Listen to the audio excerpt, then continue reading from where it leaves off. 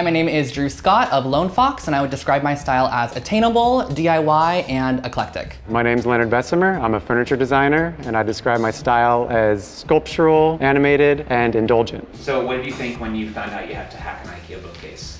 I was honestly excited, first of all, because the Billy popped in my head, and I've worked with the Billy bookcase in the past, so I was pretty stoked to do another project with it. What I'm trying to accomplish with this challenge is I'm trying to make an IKEA bookshelf into my bookshelf. You know, give it a life of its own, so when you're looking at it, you kind of have a little more reverence for it. We are gonna make this very budget friendly so that you guys can recreate it. I always keep it very, very simple. I personally only own like 4 power tools, but we are gonna make it work, and I'm really excited to get started on this bookcase. I kind of wanted to just get rid of the whole profile, so I'm almost using it for materials solely and turning it into something almost completely different. So my design for this piece definitely has like a slight Art Deco retro flair to it, which I love. I think the bottom base of this piece is gonna be really unique, and then the rounded edges is just gonna add like a nice movement to the piece, and the shape's just gonna be really interesting in the end. When I'm designing furniture, I always take in consideration where it's going, who it's going to. I think it's kind of an obligation of a designer to do that. But then I also think about the actual like visual presence and sculptural quality of the piece. And that's also very important to me. We are in the car headed to Home Depot. I need to pick up some supplies for the project. Thankfully, the list is actually pretty minimal, so let's get to shopping.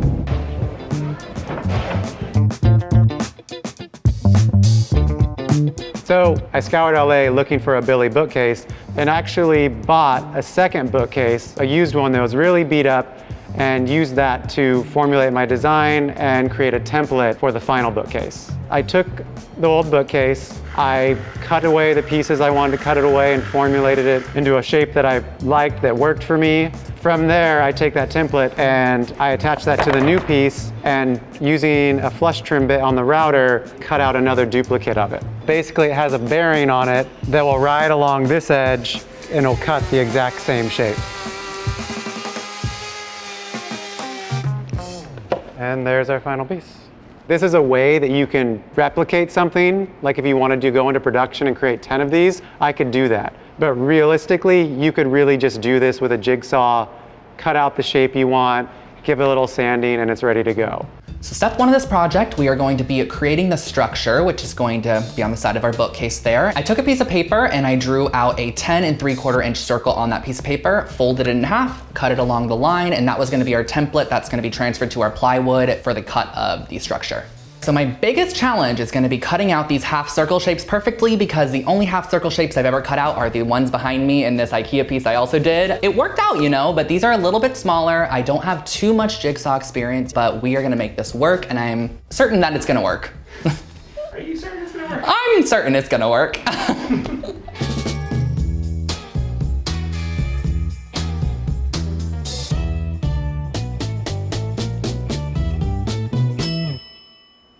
So I really wanted to reinforce this new bookcase, and I did that by using the Domino Connect system by Festool.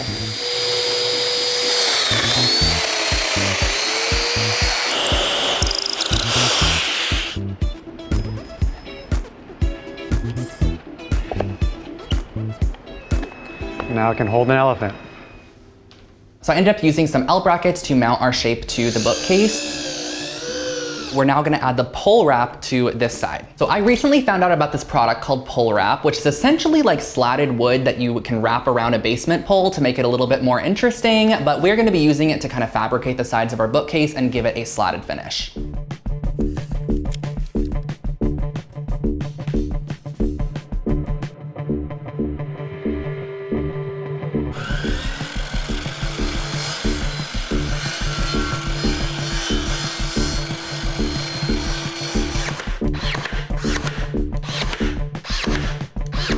It's like we could play the drums, like there's different sounds.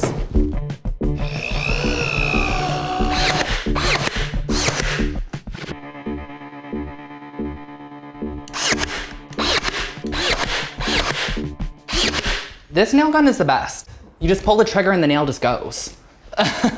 So I've now cut out my shape, only I've exposed the particle board that all IKEA furniture is made from, and you can't really paint that. So I need to basically cover that. And to do that, I'm gonna use edge banding, and it has like a hot glue on the back of it. So you can basically just heat it up and stick it onto the edge, and then it will stay forever, and you can then paint it. Pretty much everything in your kitchen is a piece of plywood with an edge band that covers it up. It's almost just like paper that glues on, and that just creates a barrier and a nice substrate that I can actually apply a finish to. So I went ahead and removed the previous backing and then added the pull wrap in the back, which I personally think also enhances the structure of the piece, but it also adds a really great design element when you look at the bookcase from head on. IKEA makes their furniture to pack into a small box, so the back has to be folded up into a piece, and they also want to make it as light as possible. Of course, the back is very important structurally, so I'm gonna widen the back groove for a different material. It's actually just a piece of masonite, a little stronger, a little more sturdy. This is exactly what I was picturing. I think once we do paint it though, it's gonna look literally perfect.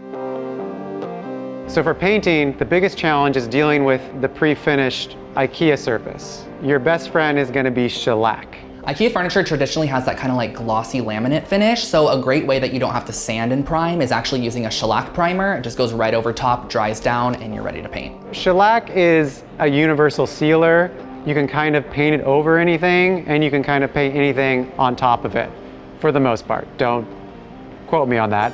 But it's basically a wax made from beetles or beetle shells, and it's dissolved in alcohol. So it's quite natural. They use it on a lot of children's toys because it's very safe. And that'll create a barrier that I can safely apply whatever finish I want on top of that.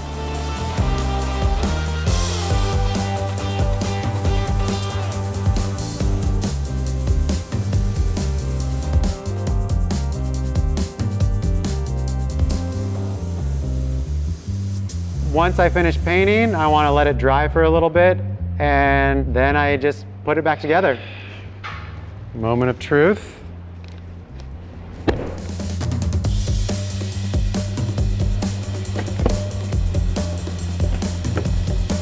So this is the new back that I made. It's not super fancier, just a little bit thicker, a little more solid, no creases. Yeah.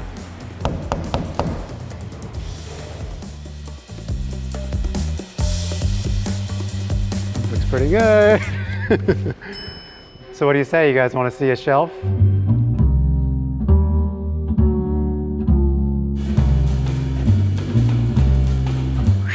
Hi, Leonard. Hey, Drew. And this is the Leonard I have been waiting to see the project of. Oh. I'm very impressed, and I didn't see that coming. I mean, it's just like simple but unexpected, really clean lines. Thank you. Nice shape, like gives it some volume. It's that feeling where you make something and you see someone else and you're like a little envious of what they did. I love how like the actual like slats are still there and give it that texture and kind of like bumps it up a level. I'm amazed with what you're able to do with just a little bit of imagination and a little bit of time, and you can kind of make it happen. And has like IKEA or CB2 contacted you about producing this? You know, not yet. No one's really seen it yet, but we can have talks about that. First of all, I don't even know how you constructed it or like cut the sides like that and then put it back together, because that is mind-boggling to me. It looks like a puzzle. Originally, I just wanted to like take the face of it and give it like some angle, like give it a form, like it's like almost like a living thing. And then when I was doing that, I was kind of like, I didn't like how the profile was still just a square. Yeah. You know, and you're like, Yes. oh, I'm like, I'm going to put these little ears on it. It was just like in the process, Yeah. You're in the middle of it, and that's when the actual good ideas come up. I think that's my favorite part, actually, is how it's not like a perfect squared off top, because that's what you always expect from like the IKEA Billy bookcase. This is so unique. I've never seen anything like this. So I feel like that's just such a cool quality about a lot of your work. My goal with all furniture is that like I want it to be when you walk in, someone goes, oh, wow, what's that? Yeah. And to walk in like when it's you and you can look at something and be like, every time you see it, you get that like kind of warm, fuzzy feeling of being like, oh, I love it. Whether it's because it's something you bought that was a really special find or custom, or it's something you made yourself. Well, Leonard, just so you know, I'm going to be showing up very soon to use this workshop or have you teach me how to use it. You have an open invitation, Drew.